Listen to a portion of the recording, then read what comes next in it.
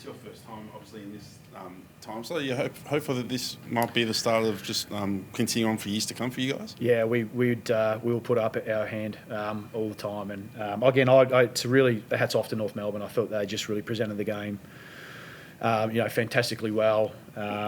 Just got lots of airtime and presence, and the fact that they come in numbers. And for Carlton fans and supporters to be able to come in numbers as well, and to be able to pack out the stadium and give it the focus it needed. It's like I said, it's a sort of really different feeling turning up today and playing, and just have such great gratitude and perspective for, I guess, the bigger picture and where we all sit. Michael, I know you're always proud of Blues fans, but do you feel that the fans themselves have really embraced this time slot? There's been a lot of discussion about it over the years, and credit to North fans as well, but it just had a real vibe about the game this afternoon. It did. It was the build up for the day, and the time slot that it had, and the fact that it sits on its own as a real showcase game just puts a real spotlight on what we're here to do. And every now and then you get to be a difference maker, and it's a really simple way of being able to do it, just to play a footy game, isn't it? Yet we get to be able to wrap a different story around it and put a spotlight on kids, and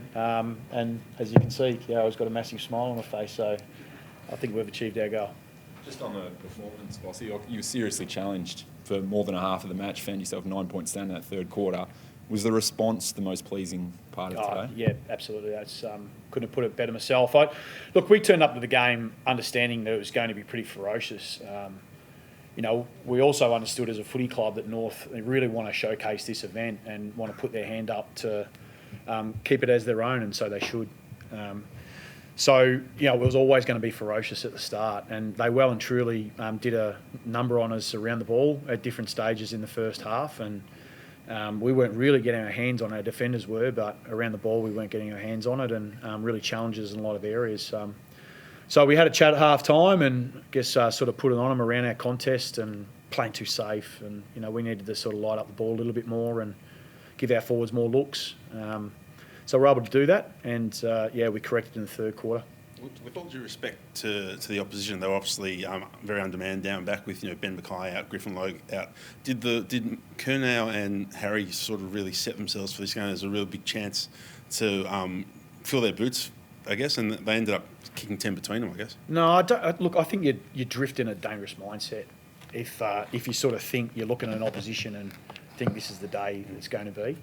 You treat every single opponent equal. That might be speculation, I understand, that you will talk about, but it's not something we talk about. Our job was to give them opportunities. If we gave them opportunities, then they could put themselves in some strong positions. But we were sort of lacking that quality early. They're clearly dangerous still, but we were lacking the quality. We tried to obviously change our ball movement method a little bit.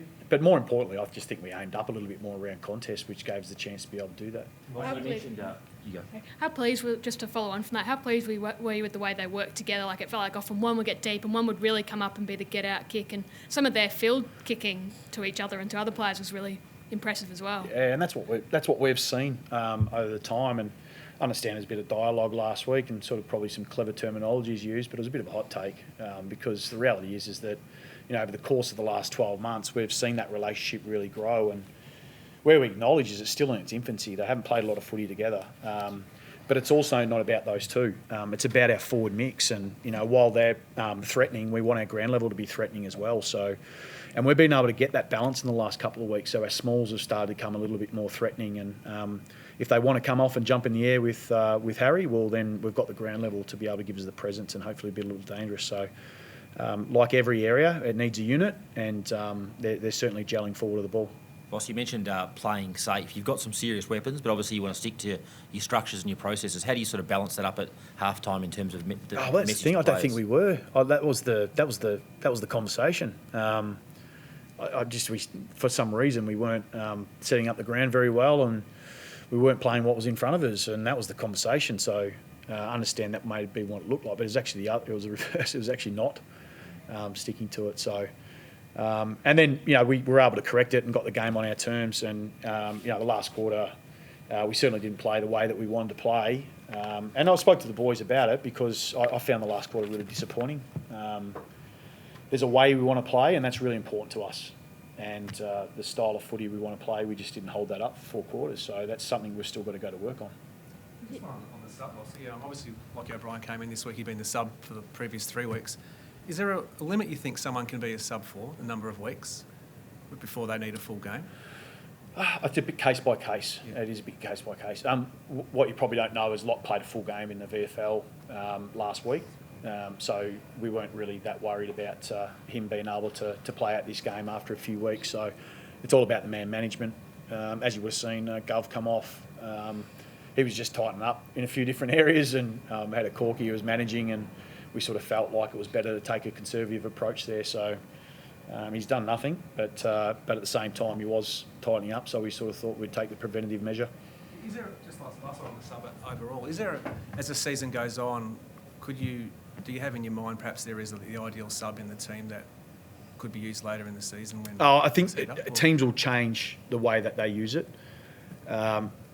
It's hard to speculate what another team would do, and we're still trying to work out exactly what that looks like and how we want to manage it. But if you've got availability, that changes the whole different approach to how you want to tackle the season, because it's 23 rounds long, and it could be a process of managing people through it as well, if they need to take a turn. But that's all on availability.